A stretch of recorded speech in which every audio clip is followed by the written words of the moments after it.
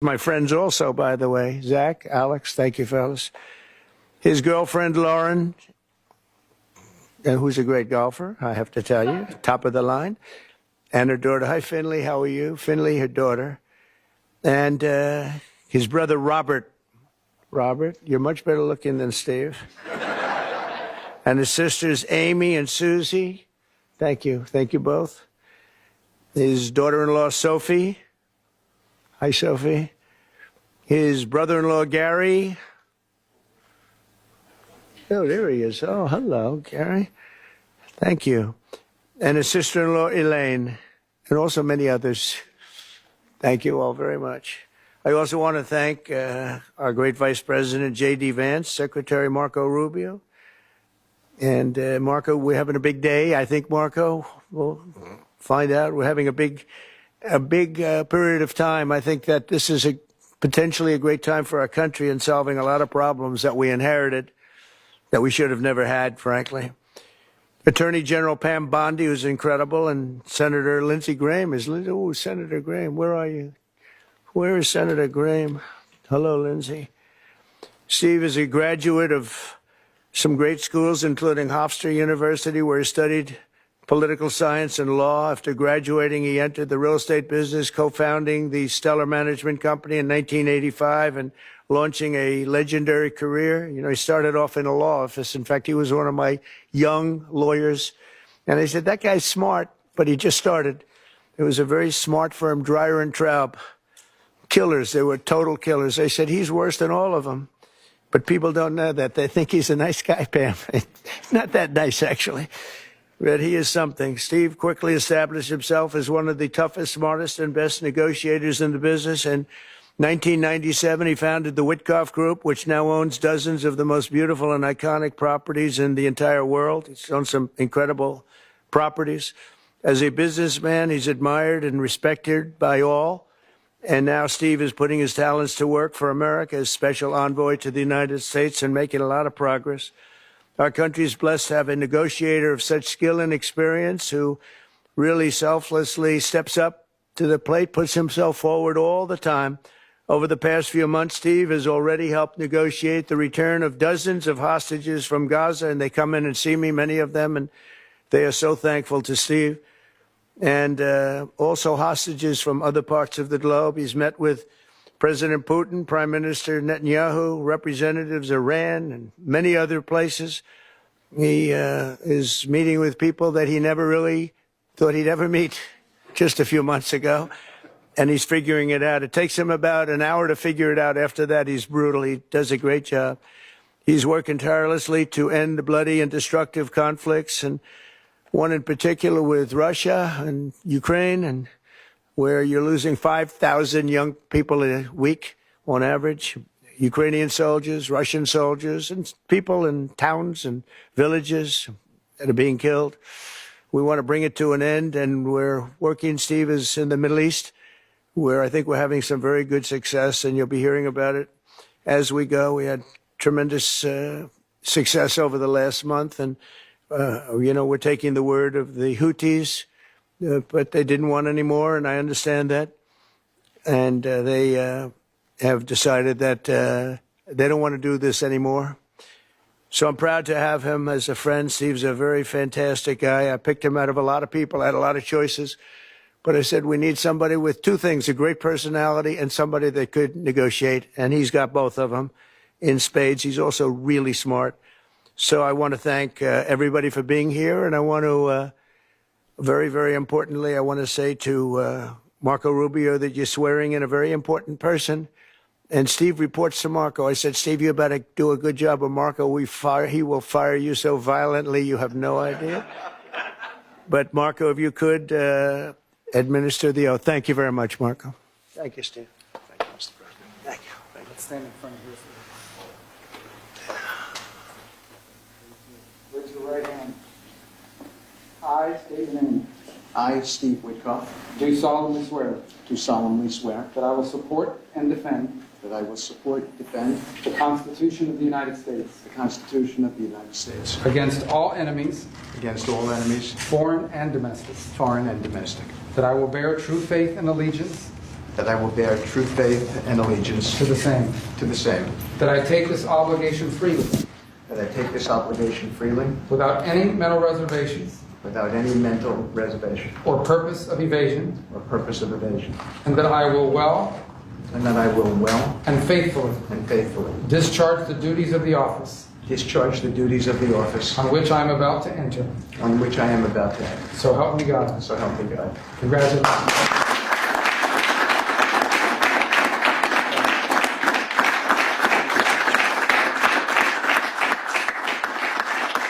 Do you have any? Good job. Thank you, Marco. Any questions for Steve? Mr. President, do you have any reaction to the attacks between India and Pakistan? No, it's a shame. We just heard about it just as we were walking in the doors of the Oval. Just heard about it. I guess people knew something was going to happen based on a little bit of the past. They've been fighting for a long time. You know, they've been fighting for many, many decades and centuries, actually, if you really think about it. No, I just hope it ends very quickly. Mr. President, are you considering adding a stop in Israel during next week's trip to the Middle East? And also, what's your reaction to Israel's plan to reoccupy Gaza if there is no ceasefire? Well, the plan we haven't talked about, but we're not planning on stopping in Israel. But we will be doing it at some point, but not for this trip. Mr. President, There's a report that the UK is offering various trade concessions. What's your response to that? And also, Who? What? The United Kingdom. Yeah. And can you also say if you were discussing tariffs with Mr. O'Neill? And what about the United Kingdom? They're offering various trade concessions, apparently, cars, steel, digital services. They're offering us concessions? I hope so.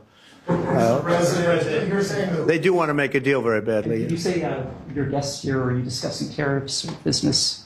No, I think that United Kingdom, like every other country, they want to be go shopping in the United States of America. China wants to, very much wants to make a deal. They all do.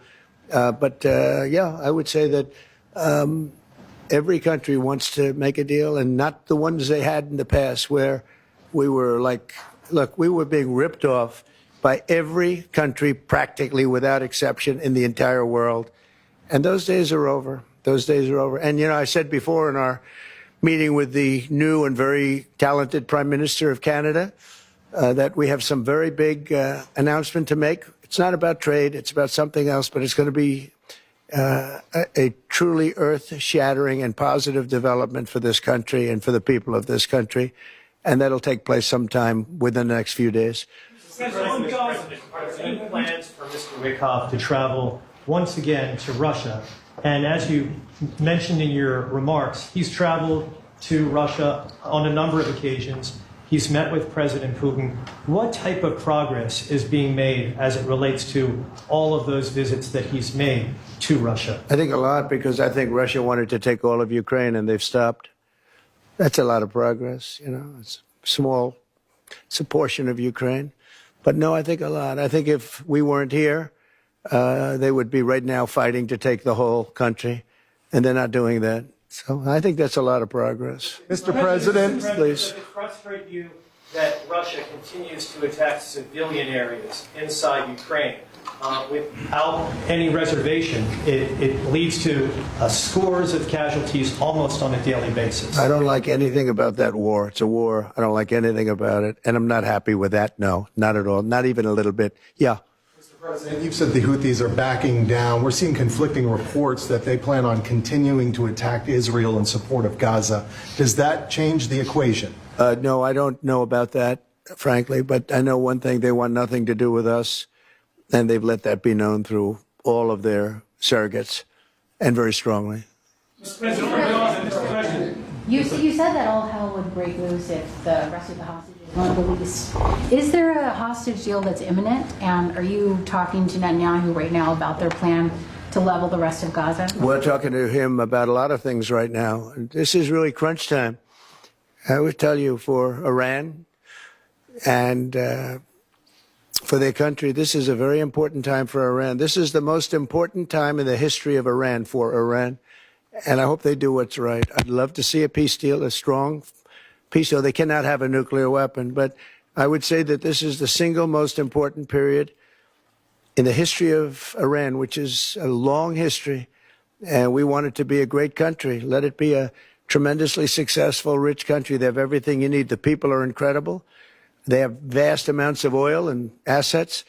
We want it to be a successful country. We don't want to do anything that's going to get in the way of that, but they can't have a nuclear weapon. And if they choose to go a different route, it's going to be a very sad thing. And it's something we don't want to have to do, but we have no choice. They're not going to have a nuclear weapon. They're not going to have a nuclear weapon. Do you understand that? Okay. With regards to the Houthis, have you told the military to stop attacks against We just, now, or? we just informed them a little while ago, and all action is stopping. Some people probably haven't heard yet. You know, there are various people in various rather strategic locations, but by this moment, they should just about all know, Marco. I think that the attacks are going to stop both ways, and that's pretty much it. But we've just informed everybody just a little while ago. Continue to attack Israel, which you said he didn't know about, but if they continue to attack Israel, just not attack. Well, I'll discuss that if something happens. Okay, if something happens with Israel and the Houthis. Yeah. Announce later this week. Well, I can announce all of them now. I could announce 50 to 100 deals right now because, you know, I'm the shopkeeper and I keep the store. And, you know, I know what countries are looking for and I know what we're looking for. And I can just set those terms and they can go shopping or they don't have to go shopping because everybody wants to shop here. This is like a beautiful store. This is like one of Bernard Arnault, or maybe I should say Alex, even more importantly, Young, the future. But Bernard's an honor to have you. We'll have a meeting after this. But he has the greatest stores in the world, and they want to shop. Our country is the greatest store in the world of that kind, and everybody wants a piece of it. And they took advantage of us for years because we allowed our presidents allowed it to happen. You know, I don't blame China, and I don't blame Vietnam, and I could name every single country all the way up and down the line, South Korea. Every single country took advantage of us without exception. Japan, these are friends of mine, but they took advantage of this country. They ripped off our country, selling us millions and millions of cars a year, and we sold them none. We weren't allowed to sell them a car. They took advantage of us. I don't blame them. I blame the people that sat behind that desk that allowed it to happen, but I don't allow it to happen. I didn't in the first term, but this is a much stronger position because we're the greatest economy in history in our first term. Stock market was up 88%, and we had numbers much better than that. But this is going to be, I think, a much better term, and I think the tariffs are coming in, starting to come in. We were losing $5 billion plus a day on trade. Now we're not losing that kind of money, and we'll soon be making a lot of money a day and a year and a month. For you and perhaps the Attorney General, the Justice Department recently received a criminal referral against New York Attorney General Tish James for fraud. We haven't heard much about it. Could you or the Attorney General give us an update as to what's going on with that investigation? Well, I don't want to get involved in something that Pamela's involved with. If you'd like to say something, Pam?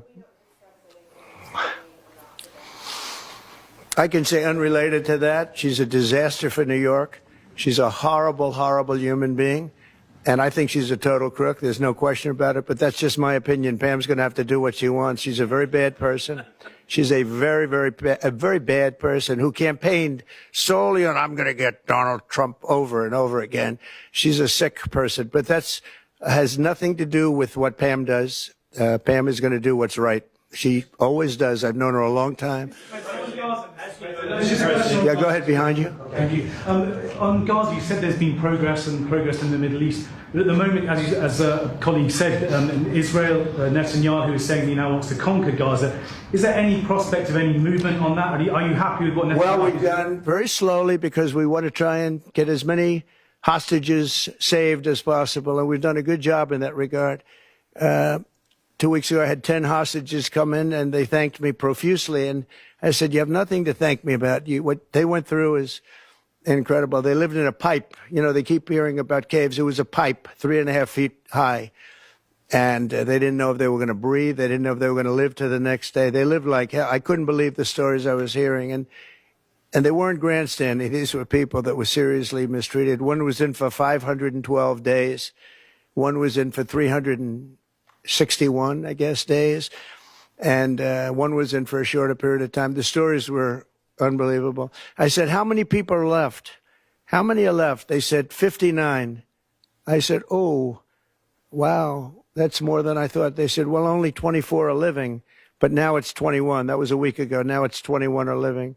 And these are young people. These are young people don't die. Old people die. Young people don't die under these conditions. So of the 59 people, and they said 59, and I said, really? But they said only 24 are living. And I now correct, I say 21, because as of today, it's 21. 3 have died. So this is a terrible situation. We're trying to get the hostages out. We've gotten a lot of them out. As the expression goes, there's 21 plus a lot of dead bodies. You know, parents came up to me on numerous occasions, but a couple in particular, they came up to me 2 weeks ago and they said, please, sir, my son is dead. Please get us back his body.